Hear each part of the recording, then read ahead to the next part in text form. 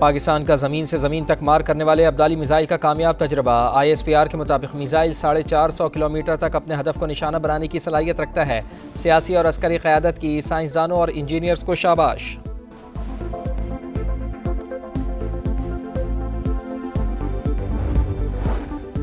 بھارت پہلگام واقعے سے پاکستان کو جوڑنے کی سازش کر رہا ہے۔ اشتعال انگیزیوں کے باوجود ہمارا رد عمل ذمہ دارانہ ہے۔ غیر جانبدار بین الاقوامی تحقیقات میں مکمل تعاون کریں گے۔ وزیر اعظم میاں شہباز شریف سے ترکی کے سفیر ڈاکٹر عرفان کی ملاقات۔ کہا ترکی پہلگام حملے کی شفاف تحقیقات میں شامل ہوتا ہے تو خیر مقدم کیا جائے گا۔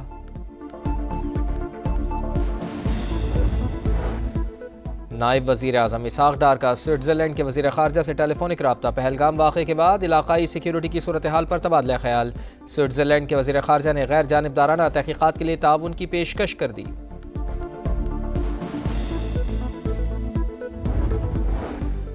خیبر پختونخوا میں سیکیورٹی فورسز کا کامیاب آپریشن۔ 3 مختلف کارروائیوں میں 5 خوارج کو ٹھکانے لگا دیا۔ ترجمان پاک فوج کے مطابق آپریشن میں ہائی ویلیو ٹارگٹ فرید اللہ بھی مارا گیا۔ لال امیر عرف ابراہیم سمیت 2 خوارج گرفتار۔ دھماکہ خیز مواد اور اسلحہ برآمد۔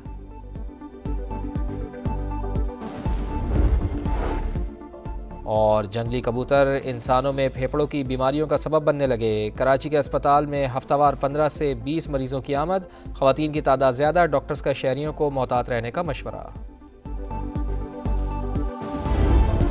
مسئلہ کشمیر حل کرنے کا یہی موقع ہے۔ پاک بھارت جنگ سے پوری دنیا متاثر ہوگی۔ ڈونلڈ ٹرمپ امن کے لیے کردار ادا کر سکتے ہیں۔ امریکہ میں پاکستانی سفیر رضوان سعید شیخ کا انٹرویو۔ کہا پہلے الزام لگانا پھر تحقیقات سے بھاگ جانا، یہی بھارت کے جھوٹے ہونے کا ثبوت ہے۔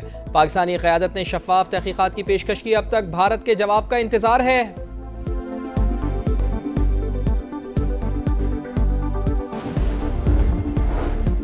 مودی سرکار کا بے گناہ پاکستانیوں کے خون سے ہاتھ رنگنے کا ایک اور شرمناک منصوبہ بے نقاب۔ مصدقہ اطلاعات کے مطابق زیر حراست افراد کو مقبوضہ کشمیر میں ماورائے عدالت قتل کیا جائے گا۔ بھارتی میڈیا روایتی طریقے سے ان افراد کو پاکستان سے آنے والے دہشت گرد ظاہر کرے گا۔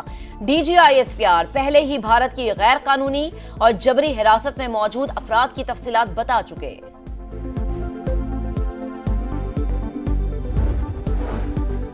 پہلگام فالز فلیگ آپریشن کا سبب بہار کے انتخابات۔ نریندر مودی کا ڈرامہ بے نقاب۔ قوم غم میں مبتلا اور مودی انتخابی مہم اور حریفوں پر تنقید میں مصروف ہیں۔ اپوزیشن جماعتیں پھٹ پڑی۔ پاکستان کا پانی موڑنے کی کوشش کی گئی تو پنجاب اور کشمیر ڈوب جائیں گے۔ کانگریس کے سابق وزیر سیف الدین کی تنقید۔ فرینڈز آف کشمیر کی کال پر واشنگٹن میں بھارتی سفارت خانے کے باہر احتجاج۔ کشمیری اور سکھ کمیونٹی کے افراد کی بڑی تعداد میں شرکت۔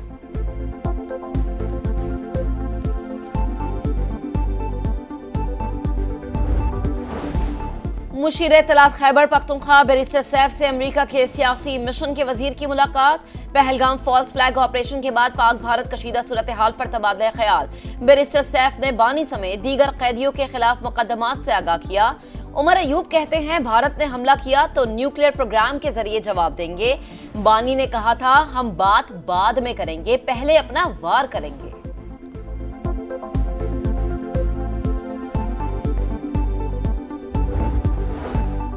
پاکستان شملہ معاہدے سے نکل جائے۔ حریت رہنما یاسین ملک کی اہلیہ مشال ملک کا مطالبہ۔ کہا مقبوضہ کشمیر میں حالات انتہائی تشویشناک۔ کشمیری مزید کتنی لاشیں دیں گے؟ کشمیریوں کو بدترین طریقے سے بے دخل کیا جا رہا ہے۔ اقوام متحدہ کو غیر انسانی سلوک پر رد عمل دینا چاہیے۔ امیر جماعت اسلامی حافظ نعیم الرحمان نے کہا بھارت اور اسرائیل کو امریکہ کی حمایت حاصل ہے، پوری قوم کو متحد کرنا چاہتے ہیں۔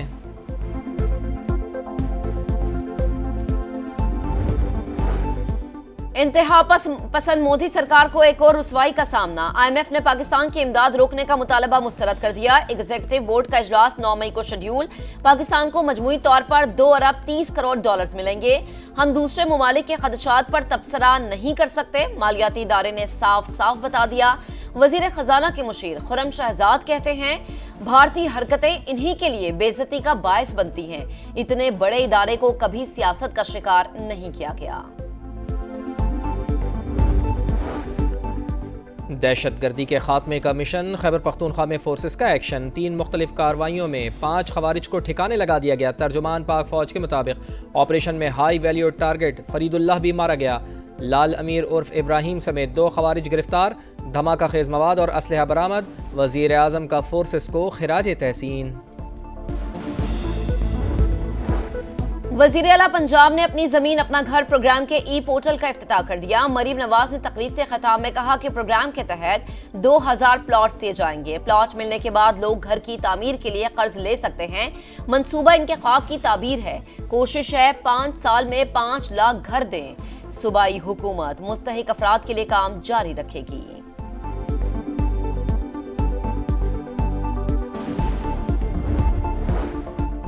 وفاقی وزیر مواصلات عبدالعلیم خان کا NHA ہیڈ کوارٹرز کا دورہ، منصوبوں کا جائزہ، N25 کی جلد تکمیل کی ہدایت، سیکٹری برائے مواصلات اور چیئرمین NHA کو سسٹم میں تبدیلی کا ٹاسک دے دیا۔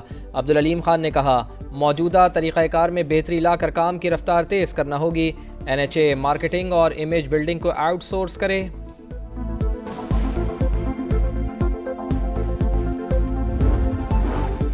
فیک نیوز کے خاتمے کے لیے میڈیا کے ساتھ مل کر قوانین تیار کیے، آئندہ بھی مشاورت سے اصلاحات کا عمل جاری رکھیں گے۔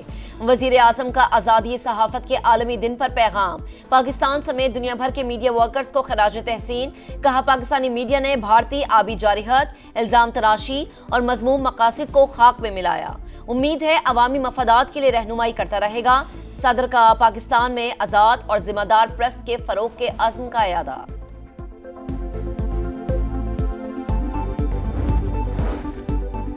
آزادی صحافت کا عالمی دن، پاکستان میں جرنلزم کی آزادی تنزلی کا شکار، عالمی درجہ بندی 6 درجے گر کر 158ویں نمبر پر آ گئی۔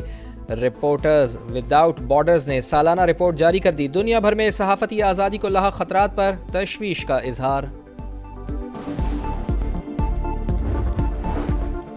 کراچی میں پانی کی لائن کی 5 روز بعد بھی مرمت نہ کی جا سکی۔ جامع کراچی کے مختلف حصوں میں اب بھی پانی جمع، شہر کو یومیہ 250 ملین گیلن پانی کی کمی کا سامنا۔ کراچی کا 40% حصہ پانی سے محروم۔ کراچی میں سمندری ہوائیں بحال، زیادہ سے زیادہ درجہ حرارت 35 سے 37 ڈگری تک جانے کا امکان۔ ملک کے مختلف شہروں میں تیز ہواؤں کے ساتھ بارش کی پیش گوئی، چند مقامات پر ژالہ باری متوقع۔ اسلام آباد میں مطلع ابر آلو، جھکڑ اور گرج چمک کے ساتھ بارش کا امکان۔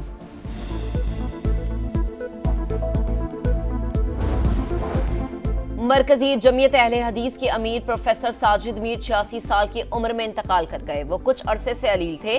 نماز جنازہ رات 10 بجے سیالکوٹ میں ادا کی جائے گی۔ صدر مملکت اور وزیر اعظم سمیت دیگر رہنماؤں کا اظہار تعزیت۔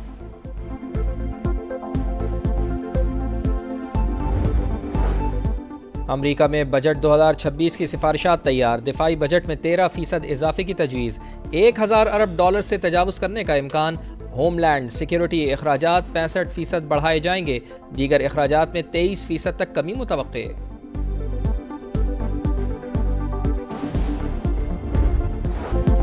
زلمی کی سپر ہٹ پرفارمنس، اسلام آباد یونائیٹڈ کو 6 وکٹوں سے ہرا کر ایونٹ میں تیسری کامیابی حاصل کر لی۔